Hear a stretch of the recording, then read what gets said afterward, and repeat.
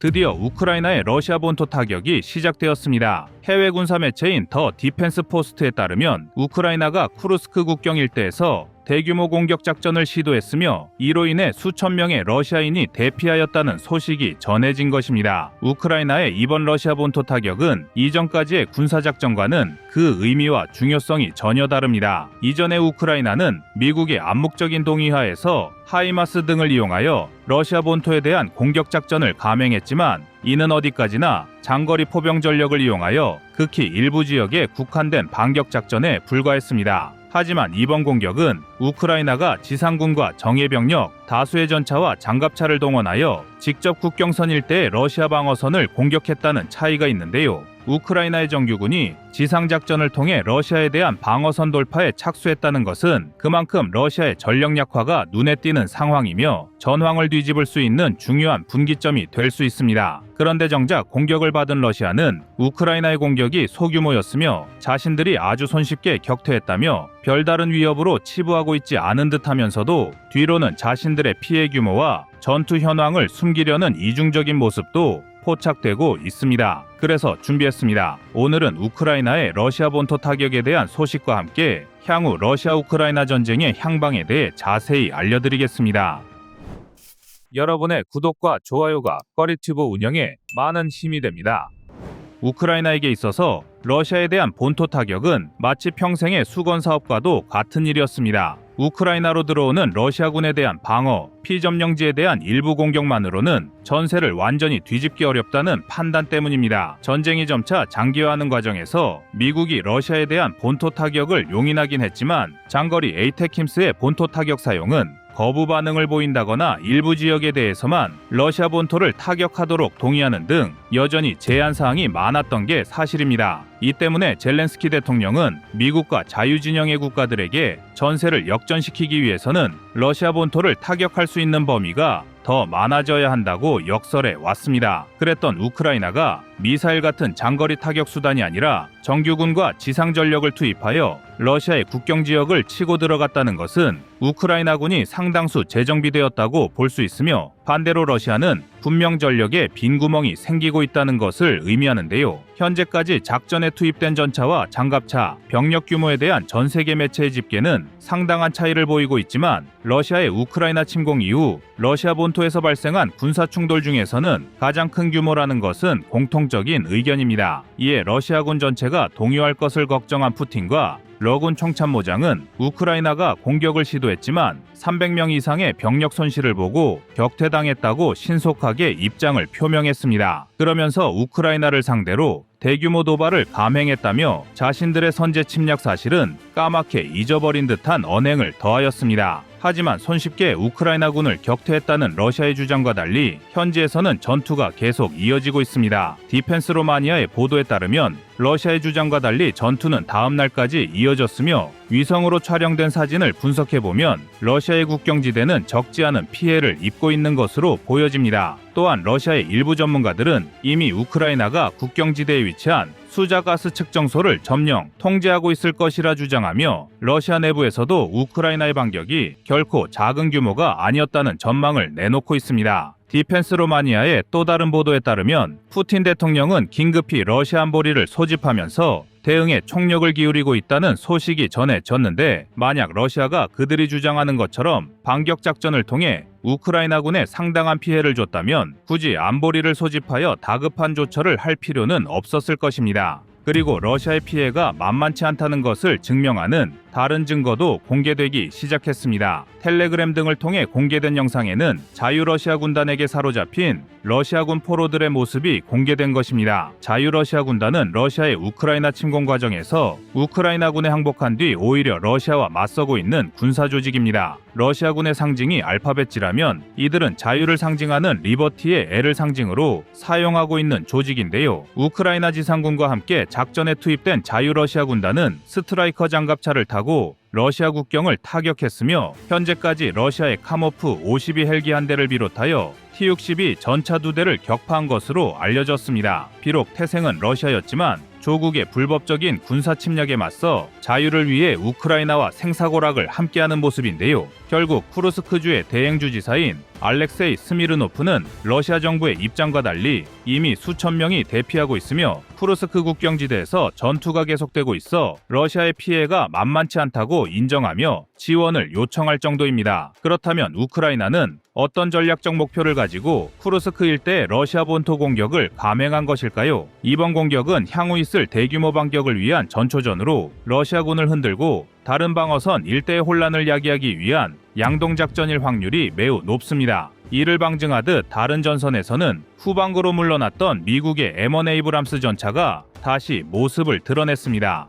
M1 에이브람스는 젤렌스키 대통령이 러시아 반격을 위해 반드시 지원이 필요하다고 강조했던 주요 무기 중 하나로서 우크라이나는 지금까지 31대의 에이브람스 전차를 지원받았습니다. 하지만 전선에서 큰 힘이 될 것으로 기대를 모았던 에이브람스는 오히려 러시아의 자폭 드론 공격에 5대가 파괴되면서 살아남은 26대의 전차는 후방으로 물러나야 했습니다. 대규모의 반격 준비가 완료되기 전까지는 에이브람스 전차의 손실을 최소화했다가 새로 전술을 재정비하고 나면 에이브람스 전차를 다시 전장에 투입할 계획이었는데요. 드디어 에이브람스 전차가 다시 전장에 재등장하였습니다. 우크라이나군은 도네츠크주 아우디우카 일대의 전선에서 러시아와 치열한 전투를 벌이고 있는데 여기에 투입된 에이브람스 전차가 러시아군의 진지를 타격하는 모습이 공개되었으며 앞서 5대의 전차 손실을 반면교사로 삼아 드론의 자폭 공격에 대응하기 위한 새로운 반응 장갑까지 장착한 모습을 확인할 수 있습니다. 러시아의 드론 공격에 대한 추가 대비까지 이뤄진 만큼 향후 에이브람스 전차의 활약이 기대되는 모습인데요. 이외에도 우크라이나군은 드론을 활용하여 러시아의 미리-18 헬기를 격추하는 등 쿠르스크 국경지대뿐만 아니라 다양한 전선에서 유의미한 전공을 올리고 있습니다. 이러한 우크라이나군의 움직임을 살펴보면 쿠르스크 일대의 러시아 본토를 타격함으로써 타 전선에 집결한 러시아군의 움직임에 혼선을 야기한 다음 도네츠크 또는 다수의 전선에서 추가적인 반격 작전을 수행하는 양동작전의 가능성이 높다고 전망됩니다. 이 밖에도 우크라이나는 전선에 배치할 새로운 무기들도 속속 공개하고 있습니다. 우크라이나는 7.62mm 철갑탄을 비롯하여 대전차 지뢰 155mm, 포탄 파편 방어가 가능한 스타나그 레벨 3의 성능을 갖춘 잉구아르 3 장갑차를 곧 전장에 배치할 예정입니다. 미국으로부터 지원받은 에이브람스, 브래들리, 스트라이커 등의 기갑 전력 이외에도 우크라이나에서 자체적으로 장갑차 생산 및 지원을 할 수 있다는 건 아직 우크라이나가 러시아와 맞설 수 있는 전력이 남아있다는 것을 의미하며 차후 진행될 대규모 반격 작전의 성공 확률을 더 높여줄 수 있는 전략적 요소가 될 것입니다. 그리고 이제 가장 중요한 것은 러시아가 어떤 대응을 하느냐입니다. 지금까지 다수의 해외 전문가는 우크라이나의 반격과 전세 역전은 2025년부터 이루어질 것으로 내다봤습니다. 우크라이나는 지속해서 미국과 나토의 지원을 받고 있지만 계속해서 군수 장비가 빠르게 소모되는 러시아는 시간이 지나면 지날수록 불리해질 것으로 전망하는 것이 해외군 전문가들의 시각이었습니다. 그리고 이러한 흐름이 아주 조금씩 드러나고 있는 모습인데요. 우크라이나군이 미국 전차를 비롯한 전력을 다시 전장에 투입하는 것과 달리 러시아는 우크라이나에게서 노획했던 영국제 장갑차를 수리하여 전선에 투입할 정도로 분명 무기 생산 라인에 문제를 안고 있습니다. 이러한 상황 속에서 2024년 하반기에 접어든 현 시점에 우크라이나군은 지금까지의 작전 규모 중에서 가장 큰 규모의 공습을 감행하였으며 에이브람스 전차 등을 앞세운 반격이 연달아 예상되는 상황에서 러시아군이 어떻게 반격하는지 예의주시하는 것이 중요합니다. 우크라이나의 이번 공격을 두고 러시아군의 강경파로 알려진 드미트리 메드베데프 러시아 국가안보회의 부의장은 우크라이나의 수도인 키이우로 진격할 것을 주장하고 있으며 드미트리는 과거부터 핵전쟁 가능성까지 언급하는 등 연일 거친 발언을 쏟아내온 인물입니다. 따라서 분명 러시아 측에서도 국경 지역에 밀집해 있던 병력을 다수 투입하여 강대강이 대치가 이어질 확률이 높으며 우크라이나가 원활한 반격 작전에 성공하고자 한다면 쿠르스크 일대로 지원을 오는 러시아군의 예비대를 요격할 전술적 방안을 반드시 마련해야 할 것입니다. 부디 우크라이나가 러시아의 침략을 극복하고 자국과 국제사회의 평화를 지켜내는 모습이 궁금해지는데요. 2부에서 계속됩니다. 여러분의 구독과 좋아요가 꺼리튜브 운영에 많은 힘이 됩니다. 다음은 24년 8월 5일 K9 칼린 그라드 영상입니다. 과거 구소련의 15개 공화국 일부였던 에스토니아, 라트비아, 리투아니아에는 지금도 20% 내외의 러시아인들이 살고 있는데요. 이들은 러시아의 영향력에서 벗어나기 위해 그동안 공동반러 전선을 취해왔으며 우크라이나 전쟁 발발 이후인 2024년 1월엔 러시아와 벨라루스 국경 주변에 벙커 등으로 이루어진 발트 방어선을 구축했습니다. 이들은 러시아의 포병 공격에 대비하기 위해 1000여 개가 넘는 요새화된 벙커를 건설하겠다고 발표했는데요. 현재 러시아는 우크라이나와 벌이고 있는 전쟁 때문에 정신이 없지만 앞으로 3-4년 후쯤이면 다시 나토의 대응력을 테스트할 것이기 때문입니다. 러시아와 벨라루스에 둘러싸인 발트 3국은 영토를 모두 합한 넓이가 한반도보다도 작을 정도로 협소하므로 러시아가 침공할 경우 방어선을 구축하는 것이 불가능한데요. 이런 이유로 본토를 방어하는 방법보다는 국경을 요새화해 이곳에 병력을 집중시키는 방법을 택한 것입니다. 그러나 러시아가 발트 3국 다음 목표로 잡는 폴란드는 더욱 공격적인 대비책을 준비하고 있습니다. 총액 50조 원이 넘는 한국산 무기로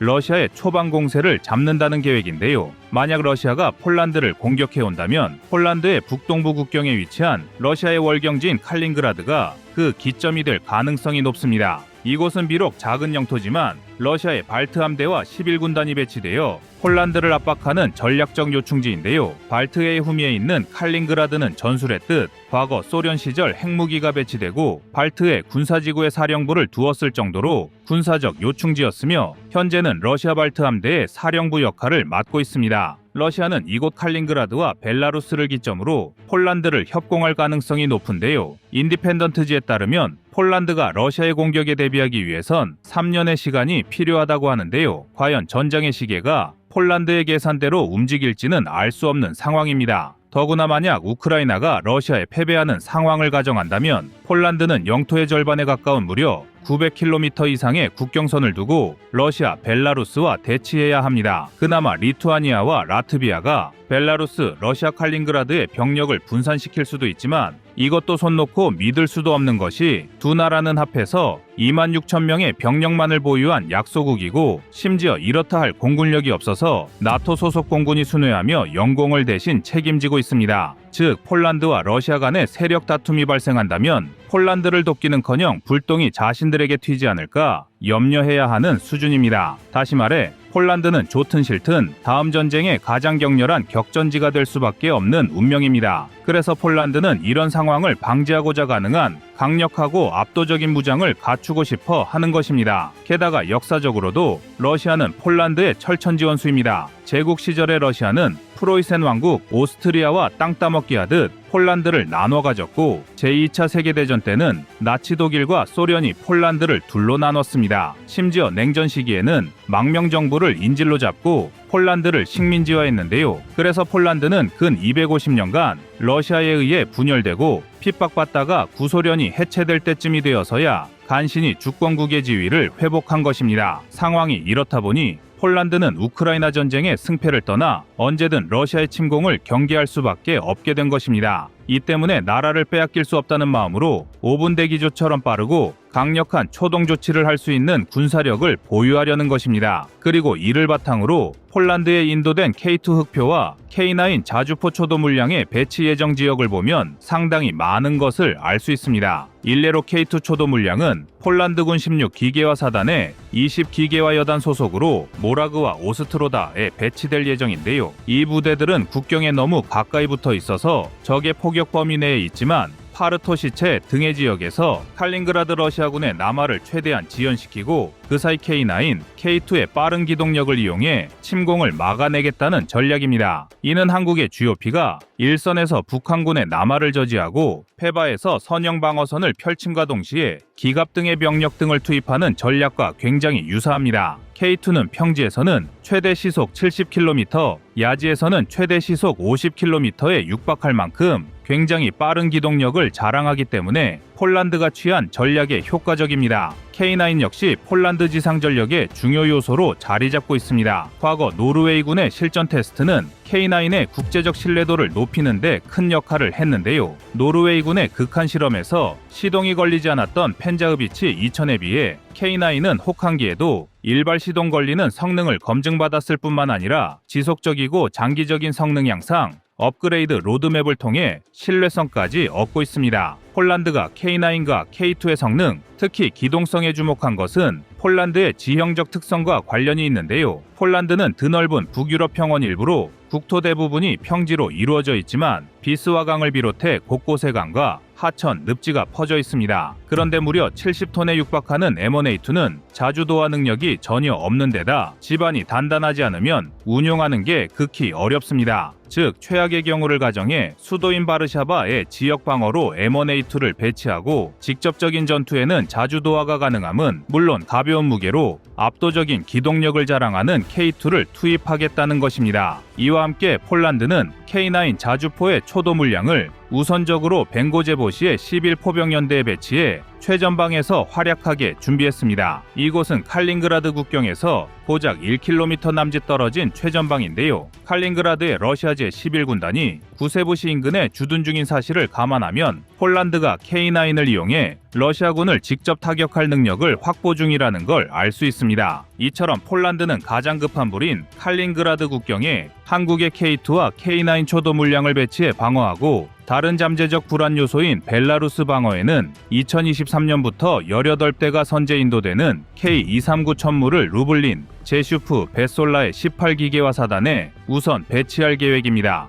239mm 유도 로켓을 탑재한 천무의 사거리가 80km에 달한다는 걸 생각하면 이 세 곳은 우크라이나 국경, 벨라루스 국경을 동시에 방어할 수 있는 전략적 요충지입니다. 과거 발트 3국과 폴란드 방산 시장은 독일의 안방이나 마찬가지였는데요. 전술했듯 독일은 인적-물적 지원을 아끼지 않으며 북유럽의 보호자를 자처하고 나섰지만 오늘날 한국 방산에 완전히 참패한 모습입니다. 앞서 독일은 2027년까지 발트 3국의 여단급 부대를 상시 운영하며 이들이 완전한 전쟁 준비를 마칠 수 있도록 돕겠다고 했지만 자국을 지킬 군대도 없는 독일이 무슨 자신감으로 이런 호언장담을 내뱉고 있는지 세계군 전문가들은 당혹한 모습을 보이고 있습니다. 올해도 한국과 폴란드의 밀월 관계는 지속할 전망입니다. K9이나 K2 이외에도 유럽 국가와의 장갑차 공동 개발을 공표한 것인데요. 이는 대한민국 방위 산업의 위상을 지금보다 한 단계 더 끌어올려줄 예정입니다. 그러나 사실 폴란드가 대한민국의 장갑차에 관심을 보인 것은 이번이 처음이 아닙니다. 폴란드는 이전에 K2 흑표 전차의 980대 공급 계약을 체결할 당시에 K808의 구매에도 흥미를 보였는데요. 그런데 폴란드가 갑자기 K808 직도입에서 한국과 공동 개발을 통해 새로운 장갑차를 개발하겠다는 의사를 표현했습니다. 폴란드는 K808을 기반으로 한국의 현대 로템과 함께 신형 NKTO를 공동 개발하는 것을 진행하고 있으며 2028에서 2035년에 원격 무기 제어 시스템과 물류 및 훈련 패키지를 장착한 전투 버전의 NKTO를 1000대 가까이 인도한다는 계획을 세우고 있는데요. 장갑차 개발이 완료되고 예정된 1000대의 물량이 모두 납품된다면 공동 개발에 참여한 한국의 경제적 이익도 상당할 것으로 분석됩니다. 현재 대한민국은 폴란드라는 새로운 안보 파트너와 함께 새로운 길을 개척하고 있는데요. 폴란드가 러시아라는 큰 위협에서 벗어나기 위해선 오직 한국과의 협업을 통해 방위 역량을 강화하고 한국산 무기를 통해 재무장을 완성하는 길밖에 없어 보입니다. 부디 폴란드가 전란에 휩쓸리지 않은 채 이 위기를 벗어나야 할 텐데요. 여러분의 생각은 어떠신가요? 여러분의 구독과 좋아요가 꺼리튜브 운영에 많은 힘이 됩니다. 다음은 24년 6월 11일 돈바스 광산 영상입니다. 전쟁 발발 6개월 후 러시아는 도네츠크와 루안스크, 통칭 돈바스 지역을 차지했습니다. 여기엔 세계 최대 규모의 티타늄 및 철광석 매장지를 포함 미개발 상태의 리튬 및 대규모 석탄 매장지가 포함되어 있습니다. 이 지역은 우크라이나 전체 자원 매장량의 70%를 차지하고 있으며 광물 가치를 따졌을 때 워싱턴 포스트와 캐나다 싱크탱크 세크데브 추산 12조 4천억 달러, 하나 1경 7천조 원 규모인데요. 이는 어디까지나 보수적인 관점에서의 추산일 뿐 우크라이나 지질조사국의 집계로는 3경 원 이상으로 보고되고 있습니다. 우리나라의 2024년 총지출 예산이 656조 6천억 원이니까 물가 상승률을 고려해도 대한민국을 30년가량 운영이 가능한 금액이고 1000조 원 규모의 대한민국 총 국가 채무를 17번 갚아줄 수 있는 어마어마한 금액입니다. 그리고 러시아 정부는 이런 금맥을 개발하겠다고 공식적으로 공표하고 있습니다. 지난 27일 러시아 일간지 이즈베스티아는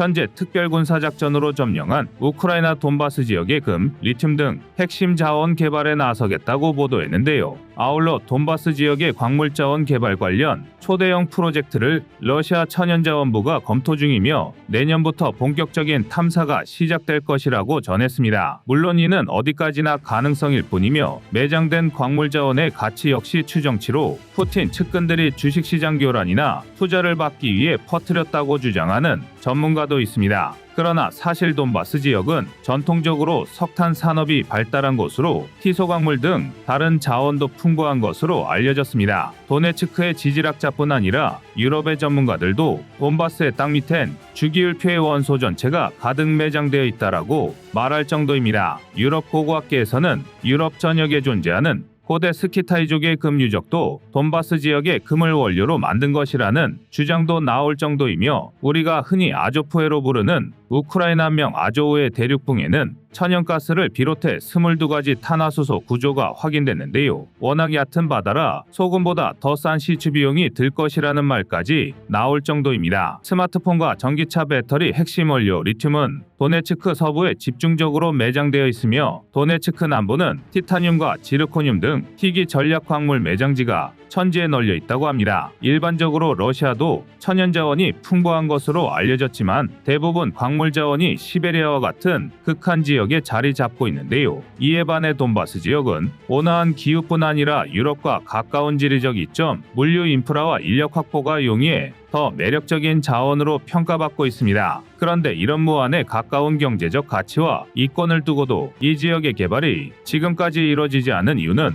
2014년부터 우크라이나 정부군과 친러시아 반군의 내전이 일어나 혼란스러운 상태였기 때문입니다. 즉, 이곳은 러시아계 주민들이 상당수 거주하는 지역으로 이전부터 군사적 충돌이 빈번한 지역인 것인데요. 이런 이유로 석탄만 근근히 생산할 뿐 다른 광물에 대한 지질 조사는 제대로 이뤄지지 않았습니다. 그리고 러시아가 점령했던 지난 2년간 이곳에선 많은 변화가 있었는데요. 러시아는 도네츠크 지역에 도네츠크 인민공화국을 세웠고 이곳에 정부군을 유지, 비교적 안정된 치안을 유지 중이며 우크라이나 국영이었던 광산 채굴권이 러시아의 자금을 등에 업은 민간 회사로 넘어가고 있습니다. 러시아는 전쟁 지역을 재건한다는 명분으로 조금씩 우크라이나의 흔적을 지워나가고 있는데요. 이젠 재건을 넘어 신규 개발 프로젝트까지 진행되고 있습니다. 일례로 러시아 로스토프나도누의 투자사 임팩스도는 지난달 도네츠크에 4개 광산을 임대했는데 그들은 이곳 광산에 5년간 160억 루블, 하나 약 2,500억 원을 투자할 예정이라고 합니다. 투자를 받지 못한 옛 우크라이나 소유의 국영광산은 모두 폐광시킬 예정이라고 하는데요. 알렉산드르 흐랴코프 도네츠크 인민공화국 석탄에너지부 차관은 현재도 많은 기업의 광산 임대 투자가 승인 중이라고 말했습니다. 그리고 현재 러시아가 점령한 우크라이나의 도시들은 빠르게 재건, 러시아의 행정구역으로 재편되고 있습니다. 러시아 자포로지에주 군사도시 멜리토폴은 과거에 박격포 등을 생산했지만 현재는 공산품 공장이 들어섰으며 새로운 러시아인 유입으로 인구가 빠르게 늘고 있습니다. 사실 수치상으로 러시아의 GDP는 대한민국과 같은 수출 대국엔 한참 못 미치지만 넓은 영토와 풍부한 자원 1억 5천만 명에 가까운 인구로 실물 경제에서의 위력은 막강한 편입니다. 러시아가 전쟁으로 얻은 전리품은 지하자원뿐이 아닙니다. 러시아가 우크라이나 중남부를 차지한다면 우크라이나 흑토의 대부분을 가져가는 것으로 러시아 곡물 생산과 수출이 각각 10% 이상 상승하는 효과를 가져온다고 합니다. 러시아군은 크림반도는 물론 헤르손과 자포리자, 도네츠크, 루안스크 등 우크라이나의 남부 주요 도시를 점령했으며 매일 4.5km씩 야금야금 북으로 진군하고 있었는데 최근엔 우크라이나 곡창지대를 지키는 최대 요충지 아우디유카까지 러시아의 발 앞에 떨어졌습니다. 여기에 만약 러시아가 우크라이나의 주요 도시 하리코프와 오데사까지 진격한다면 우크라이나 경제의 90% 이상 획득하게 될 텐데요. 이 때문에 우크라이나는 하루라도 빨리 휴전이나 종전협정을 맺어야 한다고 주장하는 전문가도 있을 정도입니다. 이외에도 러시아가 얻은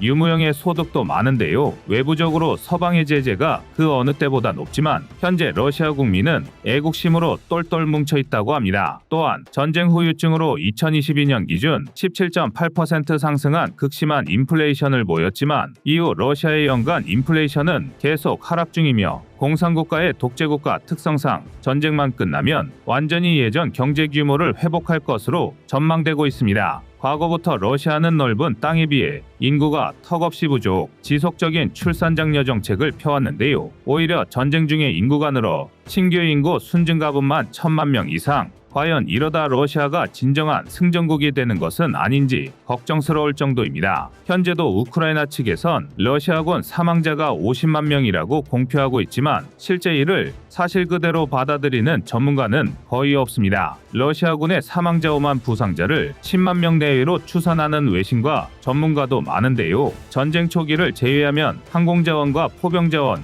그리고 병참에서 러시아군이 앞서기 때문입니다. 전술했듯 우크라이나 정부는 물론 나토까지 나서서 징집을 압박하는 이유가 전선에서 러시아군의 규모가 우크라이나의 2배가 넘기 때문입니다. 현재 전선에 남겨진 우크라이나군은 약 40만 명으로 80만 명 수준인 러시아의 절반인데요. 더구나 우크라이나군 상당수는 훈련도 제대로 못 받은 길거리 징집병인데다 상당수 파괴되었다던 러시아 전투기가 300대 이상 별다른 제약 없이 활동 중이라는 보도도 있었습니다. 최근 토니 블링컨 미 국무장관이 밝힌 바에 의하면 미국이 드디어 미국 무기를 사용한 러시아 내부 공격을 승인했다고 하는데요. 전략적인 측면에서 늦어도 너무 늦은 감이 있습니다. 나토가 앞으로 몇 년간 우크라이나에 약 400억 유로, 하나 60조 원 상당의 군사 지원을 약속했고 나토 가입까지 진행하고 있지만 이는 어디까지나 앞으로 상황 변화에 따라 언제든 달라질 수 있는 립서비스에 가까운 말이고, 경제적인 측면에서 돈바스 지역과 아조프해를 잃은